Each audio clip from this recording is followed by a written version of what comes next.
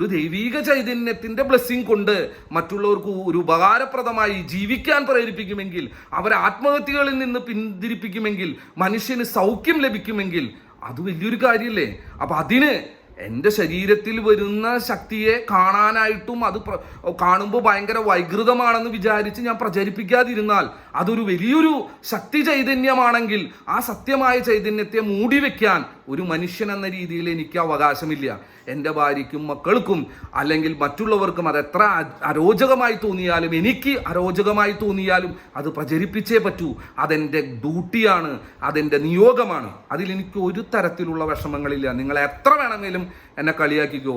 ചൈതന്യമാണ്, ആ ചൈതന്യത്തിനല്ലേ നിങ്ങൾ കളിയാക്കുന്നത്, ആ ദൈവിക ചൈതന്യത്തിനല്ലേ കളിയാക്കുന്നത്. ആ ചൈതന്യം അതിൻ്റെ കാര്യം ചൈതന്യം നോക്കിയോളും. എന്നെ ആരും കളിയാക്കുന്നില്ലല്ലോ, ഞാൻ ഇതുമായിട്ടൊരു ബന്ധപ്പെട്ട ഒരാളുമല്ല. ഇനി ഇതിൻ്റെ പേരും പറഞ്ഞ് ഇവിടെ ഒരാൾ വന്ന് അതിൻ്റെ ഒരു സാമ്പത്തിക ലാഭത്തിന് വേണ്ടിയിട്ടുമല്ല. എൻ്റെ ചൈതന്യത്തിന് ശക്തി ഉണ്ടെങ്കിൽ എനിക്കും എൻ്റെ കുടുംബത്തിനും നല്ല രീതിയിൽ സമൂഹത്തിൽ ജീവിക്കാനുള്ള എല്ലാ കാര്യങ്ങളും ആ ചൈതന്യത്തിന് നോക്കാൻ അറിയാം. അതുകൊണ്ട് അതെൻ്റെ അനുഭവമാണ്. എൻ്റെ ജീവിതത്തിൽ ഉണ്ടായിട്ടുള്ള അത്ഭുതകരമായ വിജയം അത് സ്വാമി തന്നിട്ടുള്ളതാണ്.